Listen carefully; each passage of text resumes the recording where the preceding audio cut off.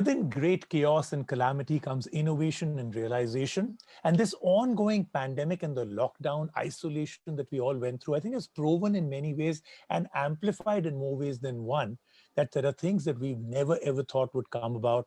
And finally, we've realized how important they are. Think about it. What would life be without the internet or smartphones or video conferencing or Netflix? A shiver runs down our spine, even imagining the last 10 months without any of these. But I think more than anything else, there is one other thing that has truly stood out in these extraordinary times: fitness. People have really realized that the only way to handle isolation and lockdown and being away from a normal life, this restricted life that we've lived, was to have a mind-body balance with a true fitness regime. I know many people who took this time off to actually become super fit, then they lost it all and now are becoming super fit again. And I think that really is the quest of what we all are trying to do. All within the last 6 to 7 months, I think we've really changed the way we look at fitness. But the one thing that I think suffered a lot was corporate wellness. It was very difficult for organizations, companies, coaches, trainers to truly hold a connect with employees and clients in these very, very trying times. So today, I think we're going to do something about that. Actually, corporate wellness has always been on a bit of a sticky wicket. On the surface, I know it all sounds absolutely amazing. A company or an organization that actually cares for its employees, wants them to be fitter, more athletic, in great health, and the employees also feel very well cared for. Lots and lots of advantages to both sides. But somehow it doesn't always go that way. So today, I think we'll try and forge a new path. I have an absolutely fantastic panel that is with me today. I'm going to introduce the panel to you, and then we'll move on to finding out from them how we can actually make corporate wellness completely and totally different. So let's find out from this amazing panel how we forge a path into the future.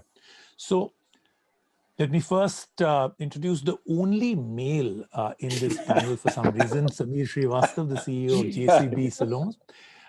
Like I said, the only male, so a lot of female power, women power on this. Then Ms. Archana Dutta, CEO of the Second Act.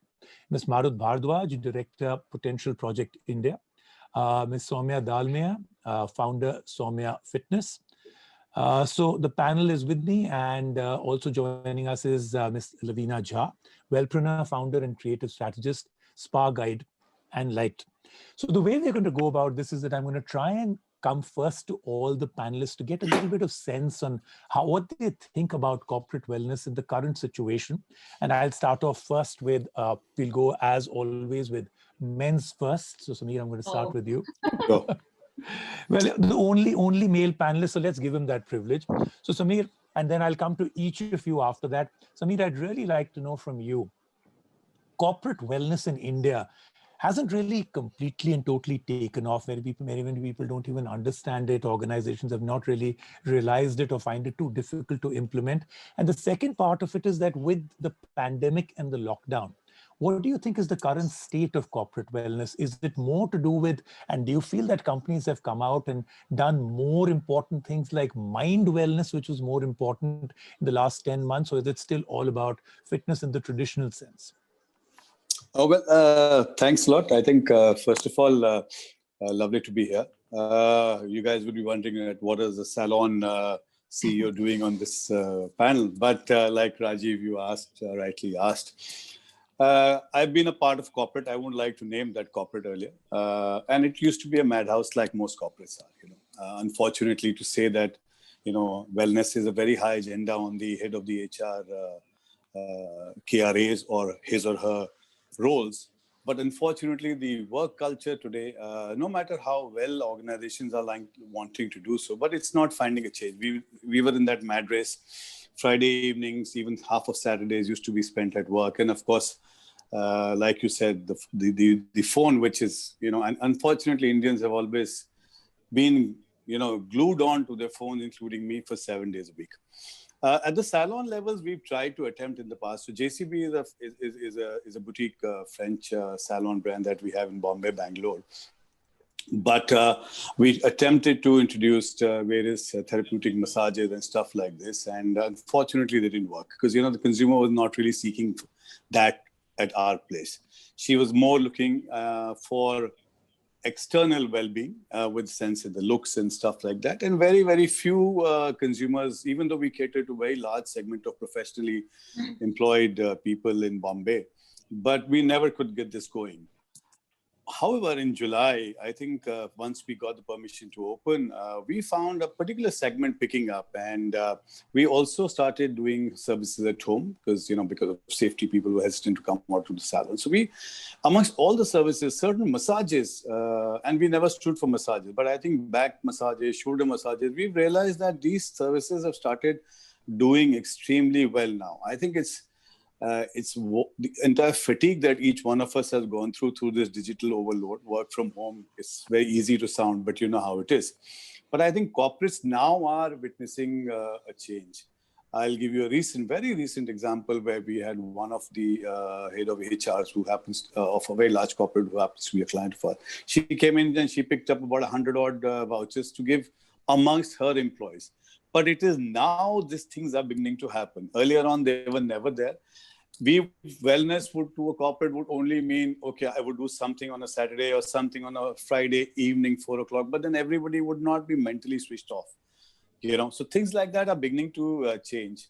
We're finding change, positive change definitely happening. Maybe because people have a little more time at their disposal, and a little more work-life balance is beginning to come into place. And that's one change where I'm positively supporting. We're putting together many changes in our portfolio also. I'll come and talk about it later. All right. Yeah, I'd love to find out a little bit more about corporate wellness and the beauty aspect of it, especially the external, as you mentioned. Archana, what about you? Corporate wellness as a thought process in India, and now how different or dramatic change do you think will come about with the realization of the pandemic and the lockdowns? Great. So I was very lucky to lead the well-being vertical from a hospitality point of view till March of this year. And when I was leaving after a silence program that I did myself, it was a part of my wellness that I realized that, I need to do something bigger and get out in the outer world to spread this wellness or the well-being message. And I formed my company called Second Act, and I say this is my second act as a gift back. And luckily, like I said, I was working with Hyatt, and Hyatt was very focusing on well-being part of it. And I think WHO also defines wellness as not only getting away from illness or disease. It is the physical, the mental, and the social well-being that we talk about in totality, which is wellness. And this is exactly what I am doing because I see a great need, corporates, and as we have seen, the line between corporate and now work from home has completely gone away. And this corporate wellness has to come inside everybody, inside every home, because we need to definitely identify that unless we are feeling fitter in all the three aspects, we cannot function properly. And, there are only more and more anxiety, stresses. And luckily, when I'm collaborating with a lot of people now in the wellness space, I see, oh my goodness, what's going on around? And there's such a need to identify this mindfulness or well-being in every aspect that we do that we cannot avoid it anymore. So it's really going to be an integral part of each one of us. So while all this is very, very positive, what about the fact that doing any of what you've spoken about is all very well when we speak about, the new normal or now just normal? Nobody should use the word new. It just is the normal. Doing things online is okay, but the fatigue and especially the stress that you go through, I think people are more stressed and fatigued about the very fact that they have to do an online class than the online class itself. So how do you plan to take care of that? Luckily for me, what I've done is as a launch program for my own second act, I'm launching a program for women called I Celebrate Myself, and it's an offsite for 2 days where I actually say, are you Zoom fatigued? Let's just get out. Are you able not to handle daily chores? Let's just give ourselves some time. When was the last time you actually patted yourself? When did you celebrate any victories or even defeats, or how are we? So it's very important to give yourself time. Zoom and technology is taking over. We cannot go on with this life. So spiritual well-being, as they also call it, or meditation or mindfulness, I think these topics of course, we have to disconnect somewhere. And as I read, a lot of CEOs and, people who are in the leadership roles are incorporating this, as I would say, a mandate into their companies to say, hey, you know what, this is a sleep off time. And this is like, you just cannot, do not reply at this time. And they're actually trying it out. Are people actually, Okay. looking at their phones or not? So I think it's going to be a two-way process, a very well-disciplined life that we have to, get ourselves into. And then, getting out in the nature. I think that's another thing I think pandemic has taught us. I'm going to come back to you for some tips on what you said, and I hope more organizations do that, because right now I see absolute abuse of the way work from home is happening. Even if an email comes at 11, then I get a call in the morning at about 7:30 saying, hey, what happened? I sent a email to you 9.5 hours back, which were all sleeping time, by the way. So I'm seeing a lot of abuse of work from home rather than it becoming more efficient. But I'll come back to you, and I'll also want to find out how are you going to have offline stuff and still keep social distancing and safety something very, very critical. Marut, to you now, the same question that I'd asked the first two. Corporate wellness in India, what do you think of it, the potential for it, and how do you think it's going to dramatically change because of and after the pandemic? Thank you, Rajiv, and thank you, GlobalSpa Magazine, for the opportunity to be a part of this fantastic panel. I'll just start by introducing in one sentence what we do at Potential Project, where I'm Country Director India. We are creating a more human workplace all over the world. And our organization is around 13 years old. We've been doing this work now for a long time. And actually, this last 1 year, we have done more work than ever before.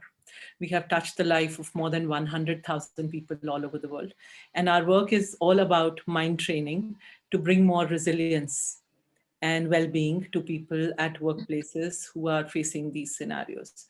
And to share with you some experience of how it has been for us over this 1 year, no doubt at all, people are fatigued, they are stressed, there is anxiety, and a very interesting expression you use, abuse of people's time, in the sense that there are no timelines. The work life and the home life has completely blurred into one. So we at Potential Project have an acronym called paid reality, which means people are pressured all the time.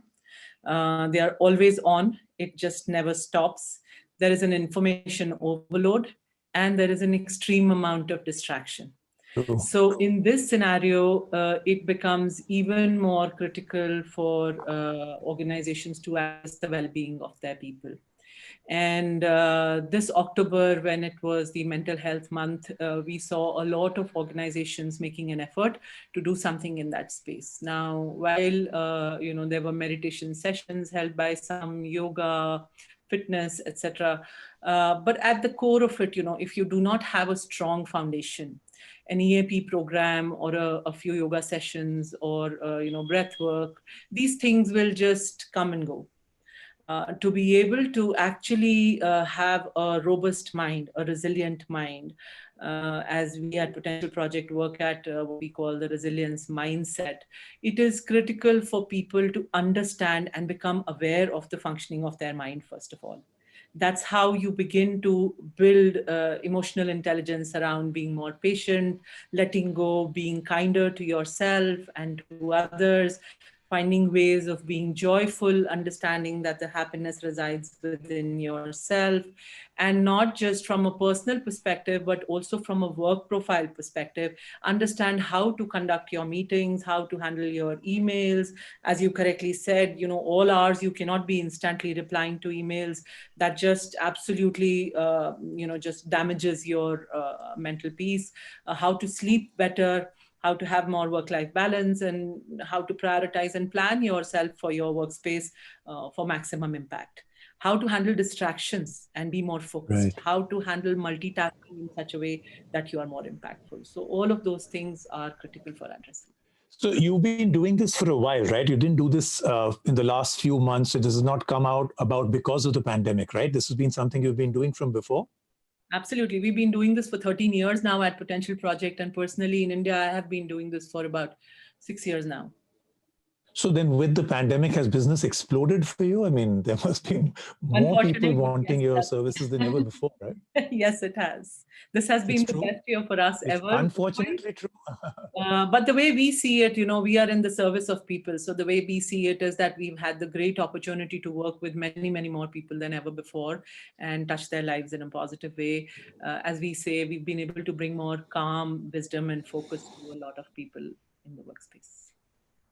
Okay, so I think you might have about 5 people from this panel also joining you very, very soon, which brings me to my next panelist, Sumaya, Dalmia. So, from you, my question is going to change a little. It's still pretty much the same, but instead of just purely corporate wellness, I first want to know. So they say that travel, hotels and hospitality, and gyms and workouts and personal training and all of these things have taken the single largest toll on from any other particular category of business. How have you done through the pandemic? So I think it's been adapting for all industries. So it's for us, it's just been that we've had to reinvent ourselves. And I think what really did interestingly come out of this was that, and I'm sure it happened to you as well. I think most people realize that you don't need fancy equipment and you don't need much to actually keep yourself physically fit, because all you literally need is a mat and a pair of weights and you can get the job done. So I think that realization was number one. Number two was that, like you said, there were two shifts of people, one who became insanely fit and the one who was seeking for that right guidance online. So as a business, we had to kind of reinvent ourselves to go online, which meant that we had to all brush up our queuing skills, because it's very difficult to train someone online with not the correct queuing skills, because training is all about correcting your posture, making sure you're doing the exercise well. So all of us had to make sure that we were being able to give you a real-time experience, even if it was virtually. The other thing was that I think we as a business reinvented ourselves, and I'm sure all the other players within the industry have done the same. I got a little lucky that we've had good partners who've been with us all through. They've reopened and relaunched their clubs. Now with the new aspect of what we've integrated online, now we're actually enjoying best of both worlds, the physical space and the online space. So that's been really good for us. And I actually want to talk a little bit about your first question, which you've been asking all your panelists, because I had a little bit of an experience to share, which is about corporate wellness. I've been a part of the fitness industry now, give or take about, I think, 22 years. And I was very young when I started out. Corporate wellness actually did exist even about 20 years ago, because I remember I was closely working with NDTV, and they recognized the fact that everybody was doing odd hours and they weren't able to move. NDTV has always been ahead of the curve, right? So yeah, but there were other as well. They were there were 2 or 3 people, like for example, even GE. So I think there were people who were wanting to expose their employees to some form of wellness. It didn't just mean physical. It could also have meant spiritual, emotional. It's just that at that point, there were not many people who were packaging that really well. But what was interesting was that even if the company had the right intent, it's very difficult to actually follow it through, because what started happening was that people were actually missing from their desk, and all of a sudden they started realizing that they were not okay with, whilst they wanted people to be well, but they were not okay if people were missing from their desk 12 to 1 in the gym or doing some kind of activity, because there was a large chunk of productive hours that were being taken away. And I think the reason why that failed at that point was because they were not being able to put a structure around how they were going to execute it, let alone the fact that they did know that if somebody was emotionally, spiritually, physically well, they would give more productive hours and have less sick days. But it's just that they never figured out how to execute it. Now, I think what's changed is that people have become more aware of the fact that well-being in general and emotional well-being is so important for your employee that they have been able to figure out the logistics around that, by keeping maybe a weekend off for your, like a getaway, or saying, okay, the gym is open to you pre-work and post-work, trying to get a community going to do health and spiritual talks and kind of integrate all of that in together. So, I think it's been there, but it's just that it's been tough to execute it. Yeah, I'm going to actually come back to all of you about, the execution of corporate wellness and just how much we lack, the entire idea of it's more a sticks than carrot policy, and a lot of other things that are usually a problem with corporate wellness. But before that, I'm going to go to Lovina. From you, again, the question remains the same: corporate wellness, the current state in India, and how will it dramatically change with the pandemic?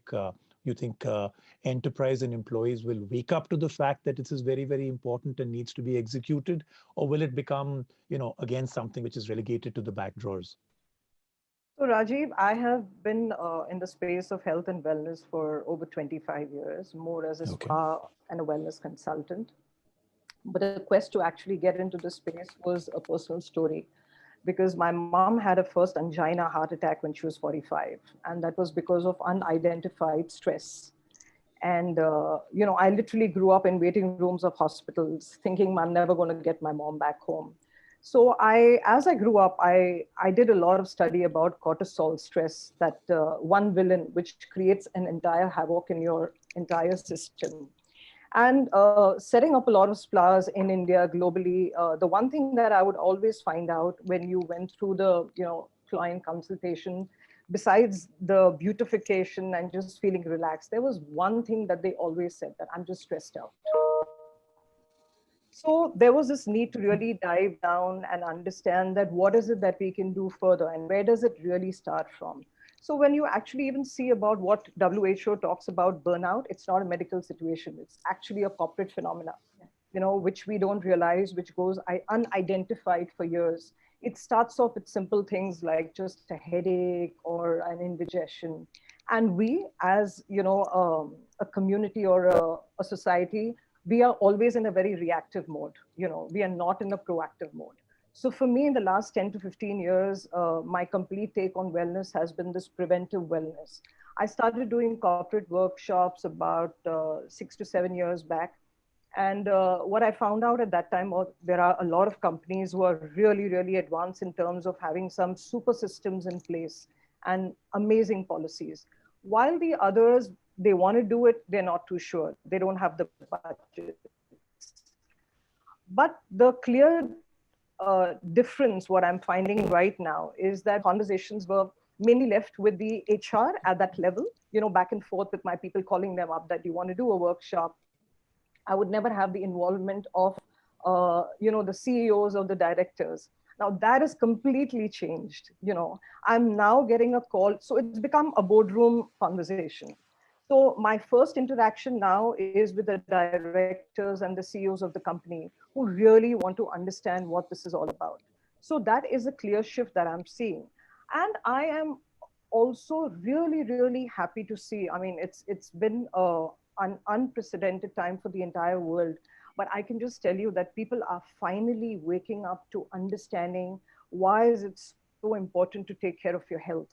Because that is the one thing that came to the forefront. People who succumbed to the pandemic were people who had compromised immunity. But hey, if you have been looking after your health in terms of eating the right kind of foods, a little bit of breath work, like everybody's saying, a little bit of meditation, exercise, these are the people who have been completely healthy. So I'm finding now the awareness with all conversations that I'm having with either the corporations or people calling me up on one-on-one sessions. It's all about awareness and they want to take complete responsibility of their health. So it's been a super, I wouldn't say a 360 degree, but I can just see the shift happening, the awareness to make health and not only the physical health, it's the mind, body, emotional and spiritual health. I'm glad, you've spoken about maybe two of the single greatest problems that I see in corporate wellness, which is one, higher management or the CEO or the directors are not really fully involved. So it kind of breaks the pattern and breaks the uniformity of what they expect from employees. And the second is that a lot of concentration has been on the body and not the mind. And I think we've really woken up to the fact that the mind seems to be far more important and needs to be taken care of much before the body. And I think once you have that in place, everything else falls into place. I'm going to come back now, and we're going to make this slightly quicker, because we're done with about half our time with our opening question itself. So I'll come to each of you, but short answers is what I think we'll go with now. Samir, the gap, and you spoke about it yourself, the gap between the wellness part of it and beauty. And you spoke about the fact that earlier it used to be only people looking at the outer part of it, the hair and the spa and everything else that was more important. Can this gap be bridged? Can people understand that beauty, wellness, and because beauty has so much to do with the mind and how you feel about yourself, can this gap be bridged? Yes, I think definitely. I think it's just not just external beauty anymore. It's manifestation of how you feel from within. So, if you feel good, it automatically has a reflection on your skin, on your face, and everything. So we're finding this positive change which is happening. We're finding people, especially more corporates, are coming to the salon much more, and not just for outer beauty, they're wanting to do therapeutic stuff. So we put together we've not put together a very ambitious offering, a small menu of 4-5 services, quick 15, 20, 25-minute kind of places, kind of services where you come in, relax, or we will come to you. So there's a shift which is happening.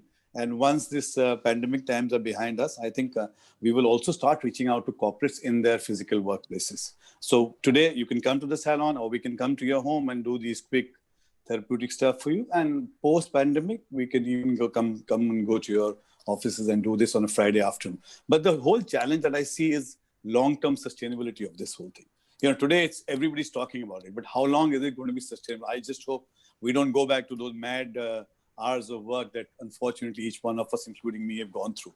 That's my one take on this, Rajiv. Yeah, I hope so, but I'm not too confident about it. I think efficiency and productivity is now expected at almost superhuman levels, which brings me to my question for you, Archana.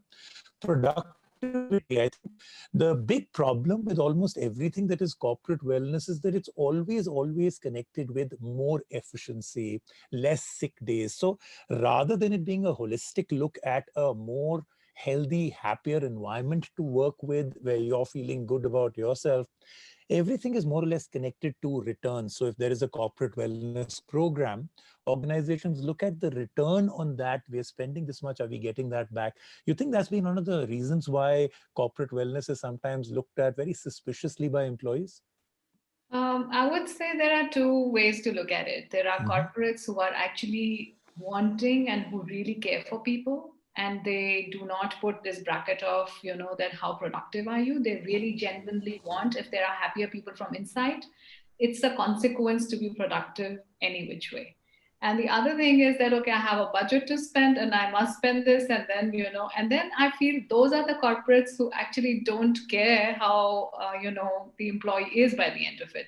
They assign a budget, and of course their expectation about work doesn't change. But this pandemic has shown us different colors, and more corporates are actually caring for people. They're caring for wellness. So many have started hotlines where you actually can speak up how you're feeling from emotion part of point of view, your stress, anxieties, if there's anything, because there's also, the study clearly shows that there is 50% domestic violence, which has gone up during this time as well on one side, where, families have collaborated, but there's a lot of distress as well. So I think genuinely, there is, an involvement from the higher leadership in bringing in really care for people. And when you were asking me, the space that I'm actually taking them to is a consequence of that. I actually did a short survey, which showed that, they want to open up offices now, and slowly a lot of offices are opening, but they want them to be ready before they come. They really want them to rejuvenate. And this program, which I was talking about, is actually self-nourishment. It's taking them to a space which is like a golf course resort. It's not like one of the they have to worry about the space, or if the corona will hit them or not. So it's a very thoughtfully picked up place where they will be just left to themselves. A lot of warmly curated stuff is going on around making the program successful. So I have got, like I said, corporates are looking at it, they have given their full support, and that's why these people can also participate. So it's really opened up their minds to say, we want our people to be healthier from inside as well, so that productivity is a consequence. And of course, nobody will let that go, I think. That's a prime thing for corporates. I'm very happy when you've spoken about the kind of things that you're saying corporates are changing. It almost sounds like the holy grail, because from what I constantly hear, Indian corporates are not really that woke, as they say nowadays. I think maybe you're just working with some of the better ones right now. So I hope more follow in for sure, because you make it sound almost like the perfect world and everything else. So I'm hoping that's what we work to. Okay, so Marut, to you, I'm taking something from what Archana said, which is, domestic violence went up. And a lot of that, of course, has to do again with that same mind conditioning when we are locked in with the same people all the time, and the stress is still more and all of that. One of the greatest failures of all corporate wellness has always been that it's always about the employee and not about maybe the spouse and everybody else being involved back home. Do you take care of that also? Do you have in your programs the very fact that you cannot make a family happier by only taking the employed member into a program? Are there things that you reach out to the rest of the family also as part and parcel of the plan and program? That's a great question, Rajiv. While we do not actually reach out to the rest of the family members, but the programs that we run are meant to enhance the mental awareness of each individual at work. And one of the key results that we see on a continuous basis is that their ability to form deeper bonds and relationships is greatly enhanced by these programs. Because as I said before, we work on the mental strategies, as we call them. So we help them understand how patience and acceptance can change the way they are dealing with everything around themselves. We help them understand joy and kindness. So these are things which not only help them work better and bond better with their own employees, peers, leaders, etc., but it also helps them to bond in a much better way with their family. That's one thing. The second thing is when we work with them to enhance their mental awareness, as Archana was mentioning, mindfulness is the tool that we use primarily. That's at the core of our programs. And so that helps them not only find silence and stillness within themselves, but also a great emotional maturity at the end of it all, which helps them to form better bonds with their families and a more spacious mind, as we like to say, because the clutter is gone. You learn how to let go of the distractions and the clutter and come into the spacious mind where you have the ability to smile and feel joy and feel more compassion for everyone. And our programs are not just for the employees at large, but also for leaders. And for the leaders, we call our programs the inner game of leadership. And one of the core components of that is selflessness. And in addition to mindfulness, it is selflessness and compassion.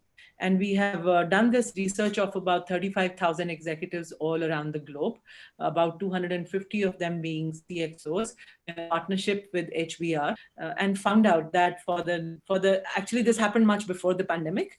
And what we realized was that for the future leaders, 3 key skills are going to be mindfulness, selflessness, and compassion. And that's what we've been teaching them on. And these leaders then forge better relationships at home for themselves. They forge better relationships with their teams. And as a result, the teams flourish and come into a better mind space. So it's all a cyclic effect that you see. Right. Absolutely. I think that makes a lot of sense. But I would actually say that maybe an outreach program where at least there is one touch point with the rest of the family, especially the spouse, would be an interesting thing to add to it, because I can well understand that if I am an employee of an organization and I'm being taught a lot of patience, but my patience is constantly tested back home, it may not be the world's most interesting situation to be in. So I'm sure that's a thought process that can be explored, right? Absolutely. Sure. Okay, so Sumaya, to you, you already had started telling us a little bit about that. I want to explore that a little bit more. So, what you do is very interesting. I know through personal experience that you are very detailed with what you do, especially people that are coming in to train at your gyms and at your, at the places that you have. But now that you've gone on to online, and also that realization that it's a mat, and even if it's just your own body weight, even if you don't even have dumbbells, and I've seen people transform without a single piece of equipment. Are you a little nervous about the future? Because that really means that those amazing places that you've built with that incredible techno gym kind of, crores of equipment kind of becomes and sounds redundant and an add-on for no real reason. And is there a future in online classes? Because if people have taken to it, how have you changed it for you to actually make sure that it's not exhausting to do an online class? Because you have to be very smart about an online class. It's not about just doing the exact same thing you were doing before, but with a video camera in front. So interestingly, actually, I just feel the pandemic, I'm going to go a little back and forth with the question because I just feel they're all linked. I think with the pandemic, while people did take a bit of time to stop, rethink, rejuvenate, and take a step back and really dwell into what preventive health means to them, which meant emotional, spiritual, physical, anything that basically got them collected, and build their immunity. Immunity became a top, guiding force for this whole preventive journey. But I think what also has happened is that people do want to meet people, and there is a certain amount of motivation that does come from sharing a physical space when you are exercising. So I think we will be able to find some sort of balance. Once the vaccine is out, people are getting more and more comfortable. It's like similarly like how people are looking to go back to work in a physical space. But what I think is going to happen is that people will now no longer really pressurize themselves in terms of, oh my God, I haven't gone to a gym today, so I'm not going to exercise. Because they've learned that if they haven't gone to the gym, they can spend 20 minutes exercising at home. And, the example would be, my husband is a typical corporate guy who, has crazy working hours, working different time zones. And even though he has me as his wife, I don't think he's ever taken to fitness or well-being like I would expect him to. But I think what the pandemic, and I would speak, this is all for all other corporate, employees, is that I think what really changed with him was that he realized that it wasn't really about spending an hour. And if he didn't have an hour, it was not like he was not going to get the job done. So what he's realized is, and that's for everyone, that you do need 30 minutes, but you just need to take out time and make that a priority for yourself. And if you want, you can actually take out those 30 minutes. So it's about finding the right balance of, working a time zone for yourself and prioritizing your well-being within that time zone. I think that's what people have learned about being a little selfish. You need to be, and it's not, and by selfish, I mean, it's only selfless for your family and it's only selfless for your peers. So it's actually good to be a little selfish and take out that time for yourself. So whether that's in the gym or outside of the gym, so that's what I think is really changed. But in terms of online, offline, I think we'll find the balance. Luckily, like I said, I'm relying on some people wanting to actually come back to the gym and working out. There is a certain amount of advantage equipment does have. But again, like I said, it's not like you can't achieve a great body just by working with your own body weight. It's just a different style, like we'll all adapt, and that's what's going to happen. People are just going to find the right balance. Some days in the gym, some days outside the gym. So are you going to strip away some of those multi-crore equipment and make it different? Funnily, our gyms were never equipment like we would never take the whole line. I've seen your gyms. Listen, I've seen your gyms. Okay, by the way, if you see the way that my gyms are always laid out, you'll actually, the moment you walk into a Sumaya, you'll know it's me because of the way I lay out. I never take the drawings that the equipment company gives me. I always make my own, because from the day of I actually started this, I always wanted a functional area. And by functional, I meant things that you could do functionally with your own body, your own body weight. So my equipment is actually always on the sides of the gym, and the center area is always left empty. And from all the lines that equipment companies take out, I think I probably just pick about 20% of the equipment that they have. You know, the basic stuff that I know that can't be replicated. So, you know, we've always been very uh, forward thinking in terms of, that's because that's how I studied the subject, is was always that how much you can do honestly with your own body weight, and you really don't need that much equipment. It's nice to have, Okay. but it's not a necessity. No, to this. All right, great. So, Lovina, I think we were speaking about this, and I said I'll come back to you for you to expand on this. So, you spoke about why you got into what you do, how long you've been at it, the personal experience that led you to it. But while it's okay to talk about the fact that you have to have a balance, and I think everybody today is speaking about that, even the panelists have spoken about it, that balance between wellness and work and the stress and the silent stress, it's all very well to talk about it. Do you have a personal philosophy to actually implement a true case where you can actually achieve the impossible, which is real balance between wellness and work? Your personal philosophy. I'm not talking about it as a corporate program. I'm not talking about it as a holistic 360-degree. Anything within you? I mean, you've gone through it. You said very early in your life where you spent more time in maybe, you know, hospitals and other things. So a personal philosophy. So for me, it's really, really simple. It's first starts off with listening to our bodies and getting really tuned to understanding. I think we know our smartphones better than we know our bodies, you know. So actually getting tuned into listening to your bodies. And the moment you start doing that, you learn to make symptoms your allies and you don't try to ignore them. Because more often than not, you know, we are groomed that if we have a headache, we pop a tablet without thinking it could just be dehydration, you know. So when you start making and listening to your bodies and you start looking at symptoms, you start making them your allies. You're not scared of confronting them. You want to actually understand where that's coming from. And once you've done that, it's so simple.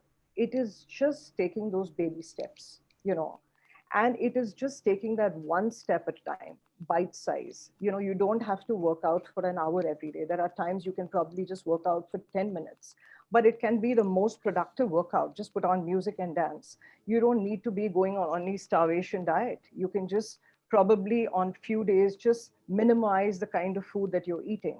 So this is something that I have done personally all my life, actually. I think I started working out when I was 15. I was always conscious about what I put into my body because I knew that it was never going to be for the aesthetics, but I knew that the moment I touched 50, you know, I never ever want to be anywhere close to where my mom was, you know. And I think I have sailed through that. It's always been just these little simple tips.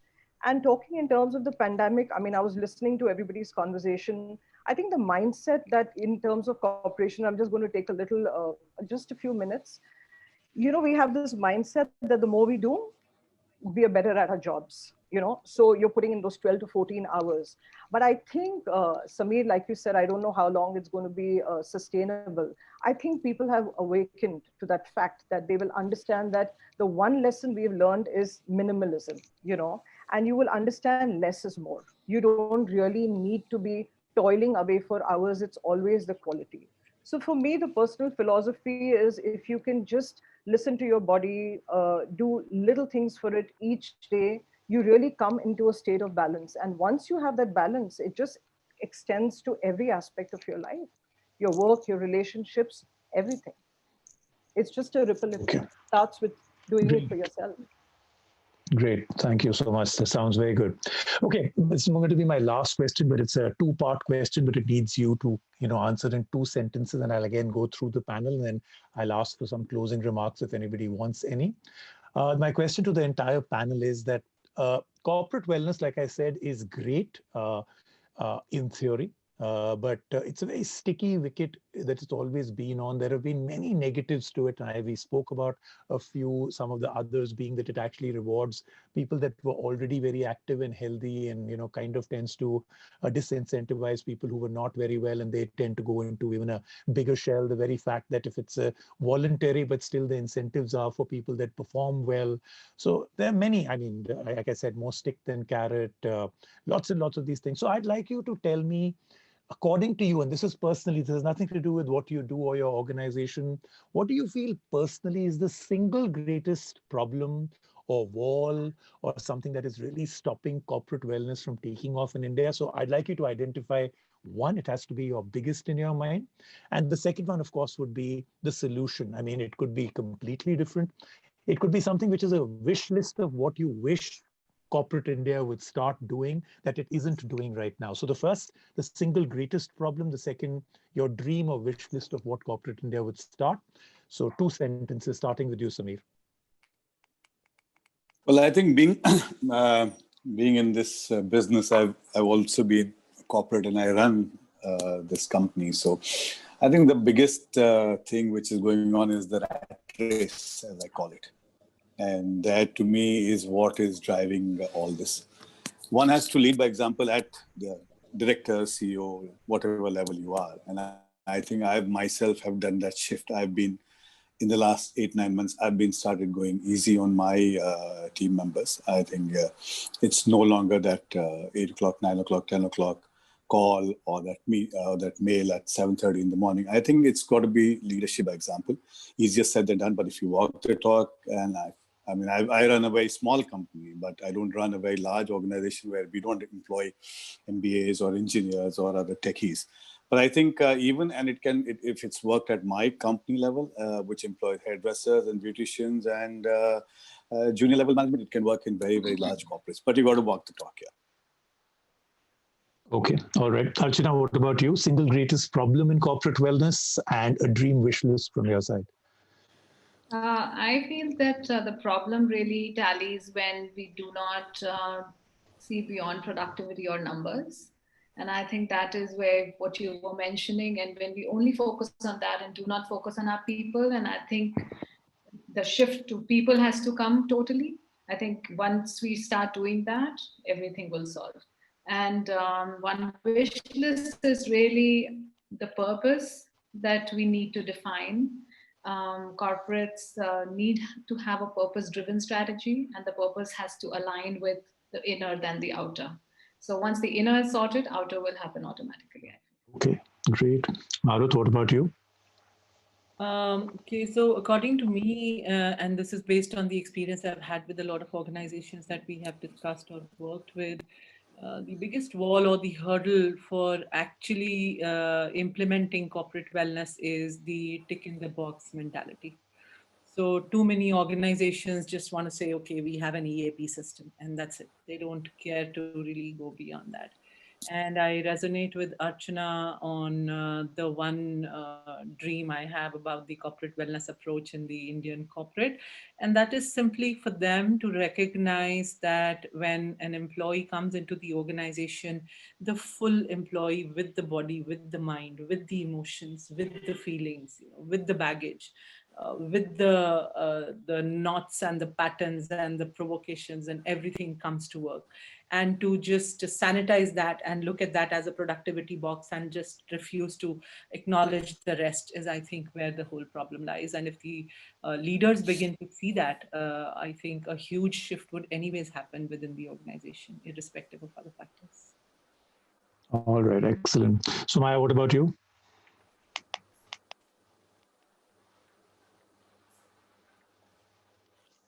You're on mute. No, I'm not actually. No, I can hear me? Yeah, I can now. We couldn't earlier. Okay, sorry. So I think the single most biggest problem I see is the implementation of a corporate wellness program. Like I said earlier, there's the logistics of it is something that companies need to figure out.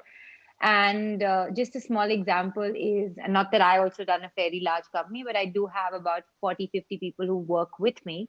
And every time I would hire trainers from other gyms and they'd come for a job and they'd be, I would say, okay, in our own company, 2 to 3 is time for trainers to work out. And they would actually be shocked saying, oh, in other gyms, you were not allowed to work out. And that was really shocking to me, that how can you not have your own trainers work out in your own gym? They were just never allowed. So I think companies need to really lead by example. Like if I don't allow my trainers to work out in my own gym, how will they know the equipment? How will they keep themselves well? Where am I going to expect them from having such a long day then to go and work out somewhere else at night and then pay that extra money when I already have the facility? So I think just to be a little more sensitive and a little more leading by example is what's going to make the change. Okay. So taking from that, Samir, do you have a system where your employees get massages? Oh, yes, absolutely. I Yeah. think, absolutely. I think one day of the week is reserved for them to really unwind. Okay, And great. lean days of the week, Monday, Tuesday, Wednesday, Thursday, then they get the full menu at their disposal. And trust me. I mean, we find hairdressers who stand on their toes for almost 8-9 hours a day, Right. really adapting and using these massages for their wellness and well-being. It finally leads to higher amount of delight for the customer they serve. Okay, great. Lovina, what about you? The same? For me, it's pretty much what everybody is saying. And yeah, it's really important that it becomes a top agenda for boardroom meetings, discussing corporate well-being, because only then it's going to be more proactive than reactive. It's going to be more consistent than sporadic. And that is when, if you ask my dream, is to really like what Archana and Marut said, make people, in fact, even Sumaya, everybody said that, make people the center of your business, humanism. Bring the element of humanism, let that be the center of your business. Because the moment you start thinking of the people, I think that is when you are truly having a well company. And then you really can talk about having well people working for you. Okay, so let's end this all on, I can't do a quick fire round. I mean, I had a few interesting questions, but we are almost completely out of time. In fact, I think we are way over time with GlobalSpa. People are just being nice and they haven't rung any bells. But so my last question is to all of you, and it's just one personal thing that you have changed in your fitness regime due to the pandemic. Lovina, I'll start with you. We'll go ultra. Well, I have just dived more deep within and also got a degree now in a chakra healing meditation. Okay. So I've also got into getting a new, that's my new skill. Because if your chakras are out of balance, you can never be in balance. So now I'm a meditation teacher too. Okay. And are you a better person now because of all of that? I think all of us have become better. We've really had time to really deep dive. Not those people who send me emails at 11 at night. They are not people at all. They are very horrible people. They will get there, because in fact, there's one thing I just need to tell you, that I had a lot of, in this full social distancing time, I had in fact a lot of happiness and harmony workshops for the families, and we did a lot of workshops, and that was just complimentary 20-minute sessions. I don't know how many I did, and they were really, really fantastic. So I think we will come to time, people will get better. I think just for me, like you said, was a big shift. I've grown up in a gym, that's who I've been. So for me to actually figure out the same thing that we've been advocating, learning with your body, I think that was the biggest challenge. And just realizing that even 20 minutes were enough. And truly, I think that's my biggest shift now. I think me.